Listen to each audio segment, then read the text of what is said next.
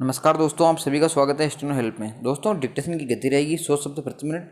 Dictation रहेगी जनसत्ता के editorial part से। तो स्टार्ट करते हैं। 3, 2, 1 स्टार्ट। देश में कोई महानगर ऐसा नहीं जहाँ हजारों आधे अधूरे फ्लैट भरी किसी बदनसीब की तरह सुनी आँखों से आसमान की तरफ टिकटिकी बनाए न दिखें विराम। बरसों से अकाल झेल रहे धूल धूसरित खेतों में जीवित कंकाल की तरह भटकते मवेशियों जैसे लगते हैं कंक्रीट के जंगलों के ये मुरझाए पौधे विराम। रियल एस्टेट के गुब्बारे की हवा निकल जाने के बाद शहरों की उपनगरीय कॉलोनियों की पहचान बन चुके इन मकबरों में मध्य और निम्न मध्य वर्ग के उन लाखों गृहस्थियों के सपने दफन हैं जिन्होंने अपनी गाढ़ी कमाई निजी घर के सपने पर लुटा दी विराम।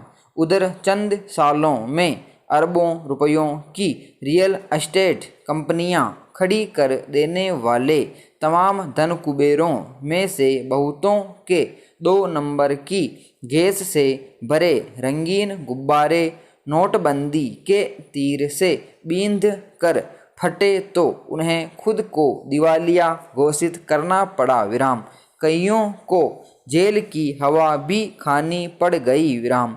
दिन दूनी रात चौगुनी बढ़ती जनसंख्या के सिर पर छत मुहैया कराने का काम केवल रिहायशी कॉलोनियों में बहुमंजिली इमारतें बनाने वालों तक ही सीमित नहीं था विराम। अनेक महानगरों में स्थानीय निकायों और प्राधिकरणों के प्रयत्न से भी आए दिन नए नए उपनगर बनाए गए विराम। इन उपनगरों में प्राधिकरणों का काम खेती वाली या खाली पड़ी जमीन का अधिग्रहण करके वहाँ रिहायशी भूखंड काटने और सड़क बिजली पानी की व्यवस्था करने तक सीमित रखा गया विराम पैरा।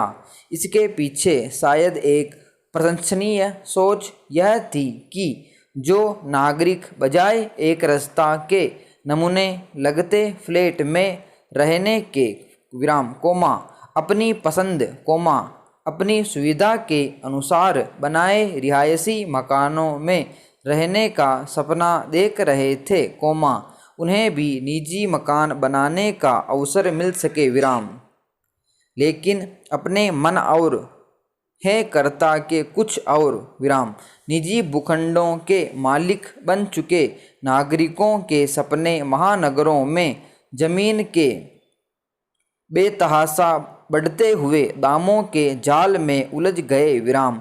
जमीन का दाम बढ़ जाने पर अपनी संपत्ति को कई गुने दाम पर बेच कर रातों रात नहीं तो कुछ सालों में ही अमीर बन जाने के प्रलोभन के आगे निजी मकान में रहने का शौक हवा हो गया विराम। भूखंड आवंटित करने वाले प्राधिकरणों को अपनी योजना का यह बिगड़ता स्वरूप कैसे पसंद आता। उन्होंने तुम डाल डाल हम पात पात वाली नीति अपनाई और नियमों में सुधार करके एक निश्चित अवधि के अंदर इन भूखंडों पर मकान खड़ा करने की शर्त लागू कर दी विराम। 1 सालों में मकान नहीं बनाया तो जमीन का आवंटन खारिज विराम। लेकिन जिनकी मंशा सरकारी कीमतों पर मिली जमीन को बाजार मूल्य पर बेच कर मुनाफा कमाने की थी विराम उन्होंने इन नियमों की भी काट खोज निकाली विराम।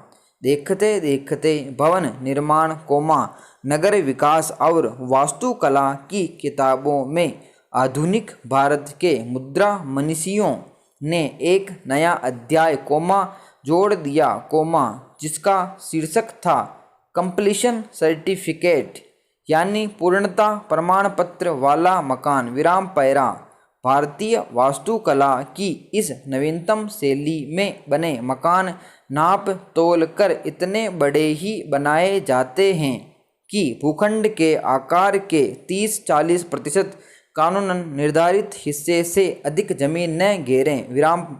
उनकी नींव की गहराई पश्चिमी सभ्यता की अंधी नकल करती नई पीढ़ी के दिलो दिमाग में भारतीय संस्कारों की गहराई से अधिक नहीं होती। विराम। उनकी आयु साहित्य कोमा संगीत कोमा कला जगत से लेकर सिर के बाल कटाने की शैलियों तक में लगातार हो रहे नए प्रयोगों से ज़्यादा लंबी नहीं होती। विराम।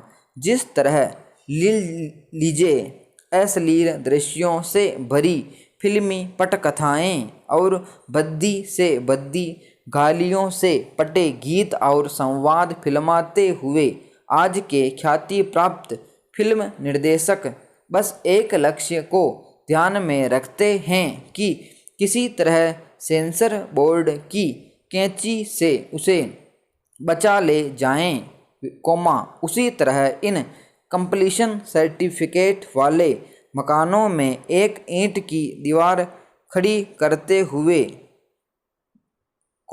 कबाड़ी से। विराम समाप्त।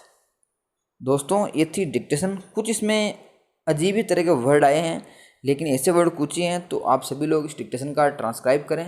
डिक्टेशन को अगर एक बार में कोई दिक्कत होती है तो सेकंड बार आप जरूर टाइप करें, और कितनी गलतियाँ आती है कमेंट में ज़रूर बताएं। वीडियो अगर पसंद आया हो तो लाइक करें, और चैनल पर पहली बार हो चैनल को सब्सक्राइब करके बेल आइकन प्रेस कर लें। मिलते हैं नेक्स्ट वीडियो में। जय हिंद।